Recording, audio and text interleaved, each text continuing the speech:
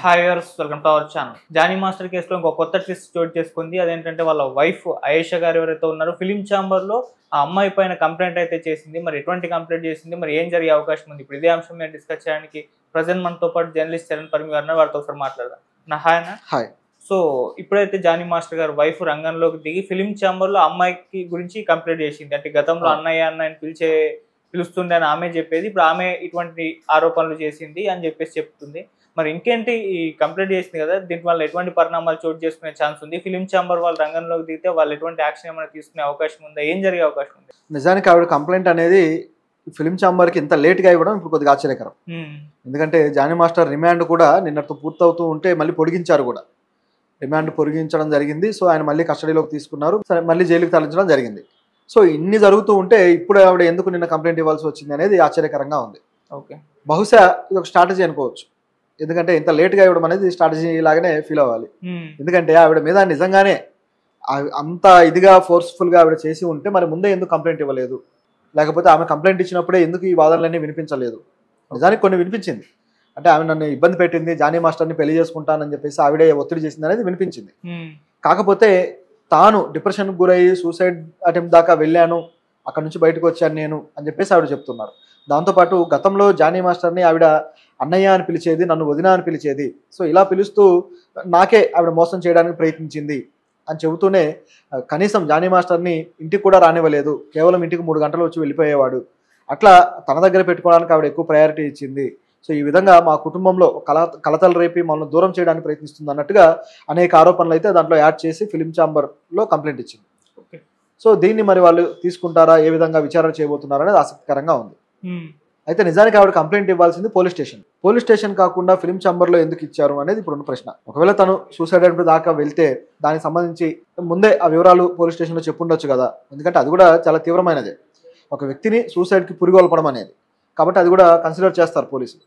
దీంతోపాటు ఆ కుటుంబాన్ని విచ్ఛిన్నం చేయడానికి ఆవిడ పాత్ర కావచ్చు, ఇదంతా కూడా కన్సిడర్ చేసేదే. కానీ అలా స్టేషన్కి వెళ్లకుండా ఇట్లా ఫిలిం ఛాంబర్లో కంప్లైంట్ ఇవ్వడము, అది కూడా ఇన్ని రోజుల తర్వాత ఇవ్వడం అనేది పూర్తిగా స్ట్రాటజీ ప్లే చేస్తున్నారు అనేది కనిపిస్తుంది ఇక్కడ. ఓకే, అంటే ఆవిడ మీద రివర్స్ కేసు అనేది ఒకటి వేస్తే అది కొద్దిగా ప్రజల్లోకి వెళ్తుంది అనేది వీళ్ళ ఉద్దేశం కావచ్చు. అయితే ఇక్కడ గమనించాల్సింది ఏంటంటే ఆవిడ స్ట్రాటజీ అనేది ఎంతవరకు వర్కౌట్ అవుతుంది, ఎంతవరకు ఇది అవుతుంది అని. ఎందుకంటే వీళ్ళు ఆల్రెడీ ఒక దర్యాప్తు చేస్తున్నారు, ఒక కమిటీ వేసి, ఝాన్సీ గారు వీళ్ళంతా కూడా, తమ్మారెడ్డి భరద్వాజ్ గారు వీళ్ళంతా. సో ఈ దర్యాప్తు అనేది మరి దాని రిపోర్ట్ వీళ్ళు ఎప్పుడు సమర్పిస్తారో ఎవరికి తెలియదు, ఎప్పుడు బయటకు తీసుకొస్తారనేది. ఒకవైపు జరుగుతూ ఉండగా ఈవిడ ఇలా తీసుకురావడము, అలాగే మరోవైపు జానీ మాస్టర్ ఇంట్రాగేషన్లో సుకుమార్ పేరు తీసుకురావడము, సుకుమార్ మా మధ్య సయోధ్య చేకూర్చడానికి ప్రయత్నించాడు, ఇటువంటి తీసుకురావడం అన్నీ చూసాం. ఒకసారిగా దీంట్లో రకరకాల ట్విస్టులు వచ్చేసాయి. ఈ రకంగా చూస్తే సుకుమార్ పేరు తీసుకురావడంతో ఒకసారిగా కొత్త స్ట్రాటజీ అమలు పరచాల్సిన పరిస్థితి వీళ్ళకి ఏర్పడిందేమో అనిపిస్తుంది. ఎందుకంటే ఆవిడకి సపోర్ట్గా ఉన్న వాళ్ళు ఎవరయ్యా అని గతంలో ప్రశ్నలు వచ్చినప్పుడు వినపడ్డ 2 పేర్లు సుకుమార్ గారు, అలాగే బన్నీ గారు, అల్లు అర్జున్ గారు. సో వీళ్ళిద్దరు పేర్లే వినపడ్డాయి. ఇప్పుడు చూస్తే మా మధ్య సయోధ్య కోసం సుకుమార్ ప్రయత్నించాడు అని చెప్పేసి అంటున్నారు. ఆ సయోధ్యలో కూడా ఆవిడ తనని ఇబ్బంది పెడితే దానికోసం సయోధ్య సుకుమార్ వచ్చారన్నారు. ఈయన వెర్షన్లో సుకుమార్ తనకు సపోర్ట్గా కనపడుతుంది. అటువైపు చూస్తేమో సుకుమార్ అమ్మాయికి సపోర్ట్గా మొదట్లో వాదనలు వచ్చాయి. ఇవన్నీ ఇలా జరగగా ప్రొడ్యూసర్ వచ్చేసి సుకుమార్ ఇన్వాల్వ్మెంటే లేదన్నాడు. ఈవిడ కూడా సుకుమార్ ఇన్వాల్వ్మెంట్ అసలు లేదని చెప్పేసి అన్నారు ఆయేషా గారు. అలా అన్న తర్వాత ఇప్పుడు ఈ కేసును తీసుకొచ్చి ముందు పెట్టారు. బహుశా సుకుమార్ సపోర్ట్ అనేది ఆవిడకి ఇప్పుడు విత్డ్రా అవుతుందేమో అనే డౌట్ అయితే ఉంది. చూస్తూ ఉంటే పుష్ప టీం సపోర్ట్ అనేది ఆవిడ నుంచి విత్డ్రా అవుతుందేమో, మరిన్ని విషయాలు ఏమైనా వాళ్ళు వెలికి తీశారా, లేకపోతే నిజాలు వాళ్ళకి ఏమైనా అర్థమయ్యాయా, ఎందుకు వీళ్ళు వెనక్కి తగ్గారు, కేసులో మరింతగా ఇరుక్కునే ప్రమాదం ఉందని గ్రహించారా? అనవసరంగా వాళ్ళ పేర్లు వచ్చినట్టు అయినాయి. అంటే దాంట్లో వాళ్ళ పొరపాటు కూడా ఉందనుకోవాలి. ఎందుకంటే ఇక్కడ ఒక ఇంట్రెస్టింగ్ ఫ్యాక్టర్ ఉంది. ఎప్పుడైతే ఆవిడ బయటకు చెప్పిందో శ్రేష్ఠి, ఆవిడకి కాల్స్ వెళ్ళి ఇట్లా సుకుమార్ గారు అలాగే అల్లు అర్జున్ గారు ఆవిడకి అవకాశాలు ఇస్తున్నారు, ఆవిడకి వర్క్ అష్యూరెన్స్ ఇచ్చారు అని చెప్పేసి వీళ్ళు బయట పెట్టారు. ఆ తర్వాత సోషల్ మీడియాలో వైరల్ అయింది. ఈ విధంగా వైరల్ అయింది. కానీ మనం గమనించాల్సిన విషయం ఏంటంటే ఆవిడ కొత్తగా అవకాశం ఇవ్వడం కాదు, ఆల్రెడీ ఆవిడ పుష్ప టీంలో పనిచేస్తున్నారు అని. గొడవ జరిగిందే అక్కడ అని చెప్పేసి జానీ మాస్టర్ వ్యాఖ్యలతో క్లియర్ అయింది. కొత్తగా వాళ్ళు అవకాశం ఇచ్చేది ఏం లేదు. అంటే ఆవిడ ఏదో ఎక్కడో దగా పడితే వీళ్ళు వచ్చి ఆదుకున్నట్టుగా వీళ్ళు క్రియేట్ చేసి చెప్పారు. కానీ గమనించి చూస్తే ఆవిడ దగా పడిన సెట్ కూడా పుష్ప సెట్టే. ఆవిడకి ఏం జరిగింది అనేది పుష్ప సెట్లో ఉన్న వాళ్ళకి తెలుసు. ఆవిడకి ఆల్రెడీ అవకాశం ఇచ్చి పుష్ప టీంలో ఆవిడని చేర్చుకొని ఆవిడ వర్క్ అనేది తీసుకున్నారు. వాళ్ళు లేడీ కొరియోగ్రాఫర్గా ఆవిడ వర్క్ నుంచి ఆల్రెడీ తీసుకుంటూ ఉన్నారు. తీసుకుంటూ ఉండగా ఆవిడకి ఆల్రెడీ రెమ్యునరేషన్ కూడా పే చేస్తూ ఉండగా ఆవిడతో ఆల్రెడీ వర్క్ చేస్తూ ఉండగా మళ్ళీ సపరేట్గా ఆవిడకి మేము వర్క్ ఇస్తాము, ఆపర్చునిటీస్ ఇచ్చి ఆదుకుంటామని ఎందుకు స్టేట్మెంట్ ఇచ్చారు? ఓకే, ఇది ఇక్కడ డౌట్ వచ్చేది. ఆల్రెడీ వర్క్ ఇచ్చారు, మళ్ళీ కొత్తగా వర్క్ ఇస్తామని ఎందుకు స్టేట్మెంట్లు ఇచ్చారు? సో ఆవిడ వెనకాల మేము ఉన్నాము అని చెప్పడం కోసం ఏమైనా సిగ్నలా? ఆవిడ విషయంలో మనెవరికి తెలియని నిజం మరొకటి ఏమన్నా ఉందా? దాన్ని కప్పిపుచ్చడానికే వీళ్ళు దీన్ని ముందుకు తీసుకొచ్చారా అనే ప్రశ్నలు అయితే వస్తాయి. ఎందుకంటే అలా ఒక్కసారిగా ట్విస్ట్ చేసి చెప్పాల్సిన పని లేదు. ఆల్రెడీ వర్క్ ఇచ్చారు, మేము ఆల్రెడీ ఆవిడకి వర్క్ ఇచ్చాము అని చెప్పొచ్చు ధైర్యంగా. అలా కాకుండా వర్క్ ఇవ్వబోతున్నాము అని చెప్పారు. సో ఇక్కడ డౌట్ వస్తుంది. సో వాళ్ళ స్టాండ్ అనేది ఇప్పుడు మారింది అనేది క్లియర్గా కనిపిస్తుంది. మొదట్లో ఆవిడ వైపు ఉన్నారు, ఇప్పుడు కొద్దిగా స్టాండ్ చేంజ్ అయింది అనేది డౌట్ వస్తుంది. సో దీంట్లో భాగంగా వాళ్ళని కేసు నుంచి పూర్తి స్థాయిలో ఇన్వాల్వ్ కాకుండా పక్కన పెట్టడం కోసం చర్యల్లో భాగంగా ఆవిడ మీద ఈ విధమైన కేసు ఏమైనా ముందుకు తెచ్చారేమో అనిపిస్తుంది. సో మరి ఇప్పుడు అమ్మాయి ఇప్పటివరకు మీడియా ముందుకు వచ్చి మాట్లాడైతే లేదు. సో సినిమా ఇండస్ట్రీ నుంచి ఆమె ఒక సపోర్ట్ ఉంది, ఇటు వీళ్ళకు కూడా సపోర్ట్ చేస్తూ వస్తున్నారు, ఒక ఈక్వల్ గానే కనిపిస్తుంది. సో ఇప్పుడు ఫిలిం ఛాంబర్ మరి ఎటువైపు స్టాండ్ తీసుకునే ఛాన్స్ ఉందంటారు? ఫిలిం ఛాంబర్ స్టాండ్ అనేది అక్కడ వచ్చే ఆధారాలను బట్టి డిసైడ్ అవుతుంది. అది మనం చెప్పడానికి లేదు. ఎందుకంటే అసలు అమ్మాయికి సంబంధించిన విషయంలో ఏం జరిగింది అనే ఆధారాలు సేకరిస్తున్నారు.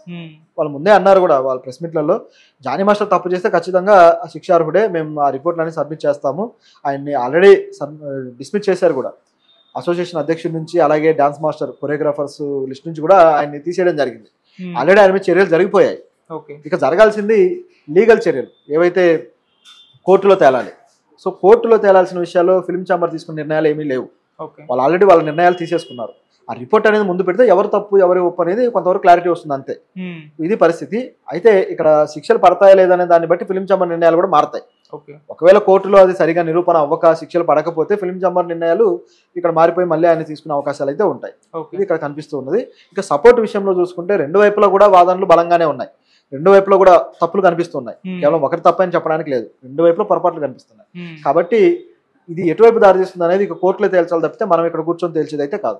అని ఇప్పుడు చాలా మంది కూడా అమ్మాయి కంప్లైంట్ చేసింది కదా, మీడియా ముందుకు రావట్లేదు అని చెప్పేసి కూడా ఒక చర్చ అయితే జరుగుతుంది. అంటే మీడియాని తను ఫేస్ చేయలేక ఇష్టం లేదో మరి ఏంటో రీజన్స్, మరి దీనిపైన మీ ఒపీనియన్ ఏంటి? ఆవిడ కేసు పెట్టిన తర్వాత ఇంతవరకు కూడా బయటికి రాలేదు. ఆవిడ సంబంధించిన పాత వీడియోలు ఆవిడ ఆల్రెడీ జానీ మాస్టర్తో సినిమా చేసింది కాబట్టి ఆ వీడియోలు, ఆవిడ డాన్స్ ప్రాక్టీస్ చేసిన వీడియోలు మాత్రమే వైరల్ అవుతూ ఉన్నాయి. ఆమె ఫేస్ జనాలకు తెలియాలి కాబట్టి దాన్ని వైరల్ చేశారు. కానీ ఆవిడ బయటికి రావడానికి సిద్ధంగా లేదు. నేనైతే బయటికి రాలేను అని చెప్పేసి కరాఖండిగా చెప్పేస్తున్నారు. ఎందుకంటే ఆవిడ బయటికి వస్తే మీడియా ఛానల్స్ లో కూర్చొని మాట్లాడాల్సి వస్తుంది, ఆవిడ వెర్షన్ వినిపించాల్సి వస్తుంది. మరి ఆ వెర్షన్ వినిపించకుండా తనకు న్యాయం చేయమని అడగకుండా ఎందుకు ఈ విధంగా సైలెంట్ గా ఉన్నారనేది ఎవరికి అర్థం కావట్లేదు. ఎందుకంటే తన వాదన వినిపిస్తేనే ఎవరికైనా తెలుస్తుంది క్లియర్ గా. అలా కాకుండా రకరకాల స్పెక్యులేషన్స్ బయట వైరల్ అవుతూ ఉన్నాయి. మధ్యలో ఉన్న వ్యక్తులే మాట్లాడుతున్నారు తప్పితే ఆవిడ మాట్లాడడం లేదు. ఆవిడ ఓన్ గా మాట్లాడకపోవడానికి కారణం ఈ కేసు చాలా లేట్ గా పెట్టడమా ఏంటి అనేది డౌట్. ఎందుకంటే అత్యాచారం అనేది జరిగింది దాదాపు 3-4 ఏళ్ల క్రితం, దాదాపు 2 ఏళ్ళు ఖచ్చితంగా చెప్పాలంటే. ఎందుకంటే గత కొద్ది కాలంగా వాళ్ళిద్దరూ కలిసి కూడా లేరు. ఆవిడ ఎప్పుడో దూరంగా ఉన్నారు, ఆవిడ తన కొరియోగ్రఫీ చేసుకుంటూ వెళ్తున్నారు. ఇవన్నీ జరుగుతున్న క్రమంలో పోలీసులు మరి ఆ అత్యాచారానికి సంబంధించిన టెస్టులు కూడా చేసే అవకాశాలు లేకుండా పోయింది. ఇప్పుడు నిజానికి ఈ కేసులో ఆవిడతోటి కూడా పాలిగ్రాఫ్ టెస్ట్ లాంటివి చేయాలి, కానీ అటువంటి అవకాశం కూడా లేకుండా కేవలం ఒకవైపే ఉండడం అనేది ఇప్పుడు ఆశ్చర్యకరంగా ఉంటే ఆవిడ బయటికి రాకపోవడానికి కారణం దీంట్లో ఫర్దర్ ఏ ప్రొసీడింగ్స్ ఉన్నాయో వీటిల్లో ఇన్వాల్వ్ అవ్వదలుచుకోలేదు ఆవిడ. సో ఇవన్నీ కారణాలుగా కనిపిస్తున్నాయి. మరి రాకపోతే ఏమవుతుంది అనేది